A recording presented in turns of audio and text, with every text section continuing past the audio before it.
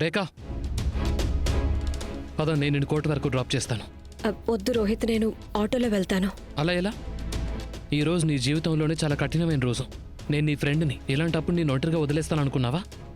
నాతో పాటు పద. రోహిత్ ప్లీజ్ మొండి చెయ్యొద్దు. నేను ఖచ్చితంగా మొండి పట్టు పడతాను. ఈ రోజు నువ్వేం చెప్పినా నేను వినను, ఎందుకంటే నువ్వెప్పుడు నీ మాటే వింటున్నావు. ప్లీజ్ పద, నాతో పాటు కారులో కూర్చో.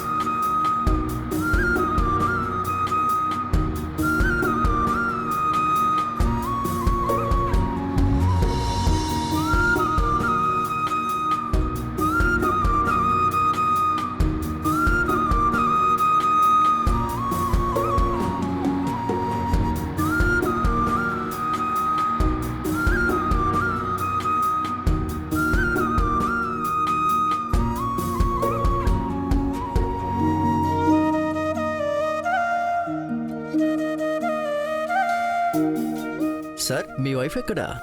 మెజిస్ట్రేట్ గారు టైం విషయంలో చాలా పంక్చువల్. తను వస్తూనే ఉంటుంది.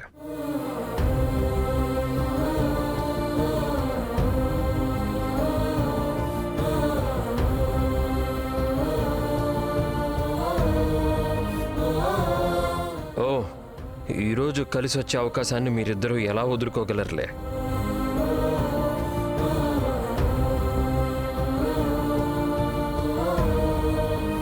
డివోర్స్ కోసం అయితే అని చెప్పడానికి ముందు ఒకటైతే గుర్తుపెట్టుకో, రాఘవ్ మనసులో ఈ బంధం ఎప్పుడో ముగిసిపోయింది.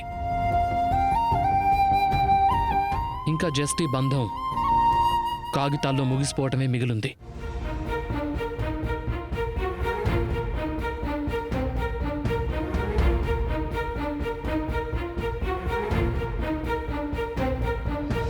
పదండి మేడం, తర్వాత హియరింగ్ మనదే.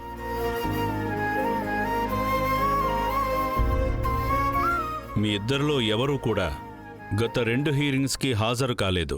మీకు తెలుసా, ఆ 2 హీరింగ్స్ అంటే అర్థం మీ ఇద్దరికీ పరిష్కారం చేసుకోవడానికి అవకాశం ఇవ్వటమే. కానీ చూస్తుంటే మీరిద్దరూ మీ నిర్ణయం తీసుకున్నట్టున్నారు.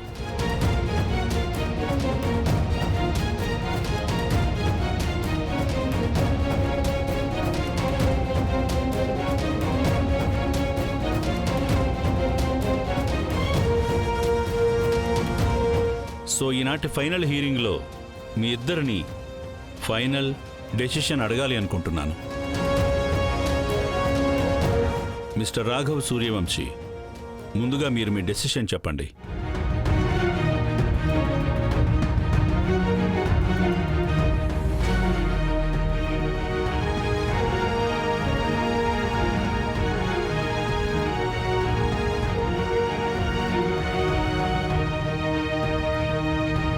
నాకు డివోర్స్ కావాలి.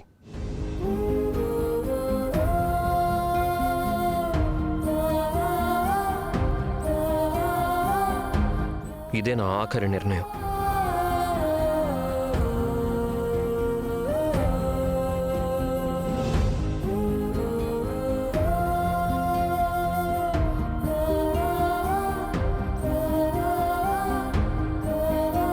మిసెస్ రేఖా చౌదరి సూర్యవంశీ, మీరు మీ డెసిషన్ చెప్పండి.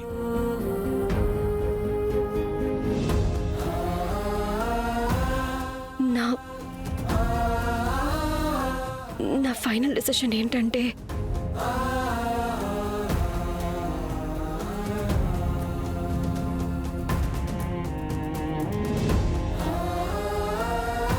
నాకు డివోర్స్ తీసుకోవడం ఇష్టం లేదు.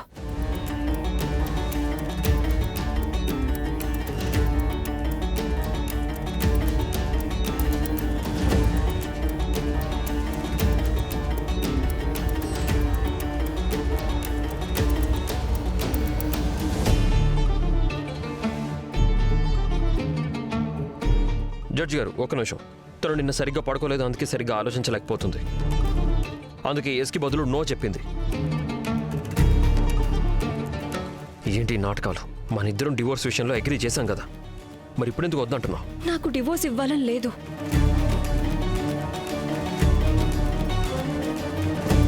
అలాగే మీరు నన్ను బలవంతం చెయ్యలేరు. జడ్జి గారి ముందైతే అస్సలే కాదు. నేను చాలా ఆలోచించాను సార్, అండ్ మా బంధానికి మరో అవకాశం ఇవ్వాలనుకుంటున్నాను. అస్సలు కుదరదు. నా దగ్గర నీకు ఇవ్వడానికి ఏ అవకాశం లేదు. నచ్చ చెప్పడానికి మాటలు కూడా లేవు. ఇదే మీతో ప్రాబ్లం. మీ మాటల రేంజ్ కనుక సరిగ్గా ఉండుంటే మన బంధం నెట్వర్క్ ఎప్పుడు పాడయ్యేది కాదు. అయితే నువ్వేం చెప్పాలనుకుంటున్నావు? ఇదంతా నా కారణంగా జరుగుతుందనా? లేదు, ఎప్పుడూ మనిషిదే తప్పవ్వాలని అవసరం లేదు రాఘవ్. అప్పుడప్పుడు పరిస్థితులదే కావచ్చు. అలాగే నేను నమ్మేదాని ప్రకారం విరిగిపోయిన దాన్ని అతికించొచ్చు. అందుకే నా బంధాన్ని సరిచేసుకోవాలనుంది. చూడు నువ్వు. Order order. Mister Raghav, calm down. ఒకవేళ ఒక పార్ట్నర్ విడాకులు ఇవ్వాలి అనుకుని ఇంకొక పార్ట్నర్కి విడాకులు ఇవ్వటం ఇష్టం లేకపోతే అప్పుడు విడాకులు కావాల్సిన వాళ్ళు కేసు ఫైల్ చేయాల్సి ఉంటుంది. మరి మీరు దీనికి సిద్ధంగా ఉన్నారా?